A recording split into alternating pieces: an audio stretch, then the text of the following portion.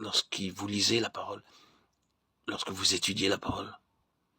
Ayez soin de renoncer à toute opinion préconçue. Demandez à Dieu de vous dire ce qu'il pense, lui, de son esprit, et soyez certain qu'il le fera. Ils seront tous enseignés de Dieu. Jean 6, 45. Lorsque vous lisez la Bible, ouvrez votre cœur à ce qu'enseigne la parole.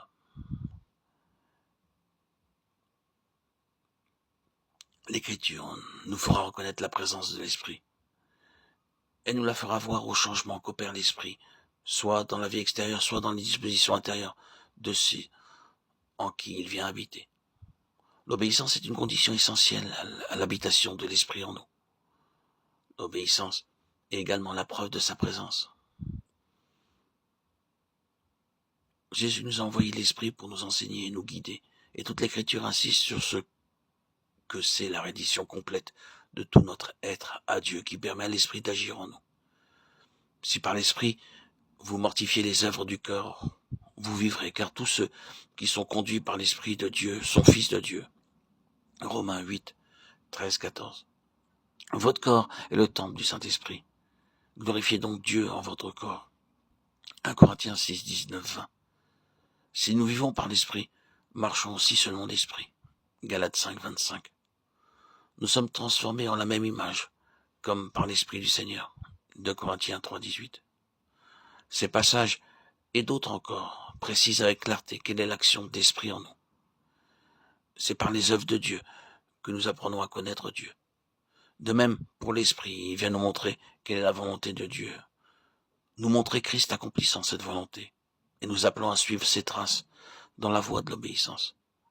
Quand le croyant consent à vivre de cette vie de l'Esprit, à mortifier la chair, à suivre Christ, à laisser agir l'Esprit en lui, sans douter de son action, il éprouve, et c'est bientôt que l'Esprit est à l'œuvre en lui. Quand nous ne nous proposons autre chose que ce que l'Esprit se propose d'accomplir en nous et que nous nous abandonnons entièrement à son action, nous ne sommes pas loin de reconnaître sa présence. C'est en nous disposant à obéir à Dieu comme Christ lui obéissait que l'Esprit rend témoignage à notre esprit qu'il demeure en nous.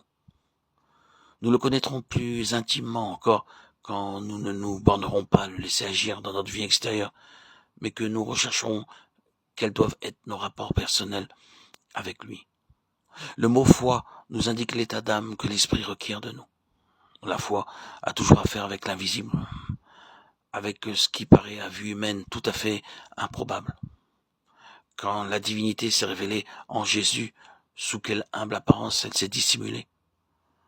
Pendant 30 ans, Jésus avait vécu à Nazareth, sans qu'on vît autre chose en lui que le fils d'un charpentier. Ce fut à son baptême seulement que se révéla son origine divine. Pour ses disciples même, sa gloire divine était souvent voilée, et quand c'est dans notre être pécheur que descend cette vie de Dieu, quelle foi ne faut-il pas pour croire en sa présence? Que ce soit donc une humble et sainte foi qui accueille l'Esprit en nous. Ne nous contentons pas de savoir qu'il est en nous, ceci ne nous mènerait pas loin. Prenons l'habitude, dans tout exercice religieux, de nous prosterner en silence devant Dieu, de reconnaître à l'Esprit sa place qui lui appartient, et de réprimer la volonté de la chair, toujours prompte à s'immiscer dans les choses de Dieu. Attendons-nous à l'Esprit.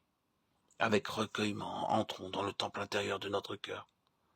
Voyons que tout y soit soumis à l'Esprit, et demandons au Père son action puissante.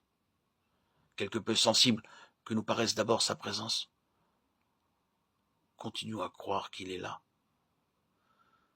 C'est par la foi qu'il faut saisir les dons de Dieu avant de les recevoir en réalité. Aussi, sera-ce en continuant à croire à la présence de l'Esprit que nous en viendrons à savoir et à voir qu'il agit en nous, effectivement.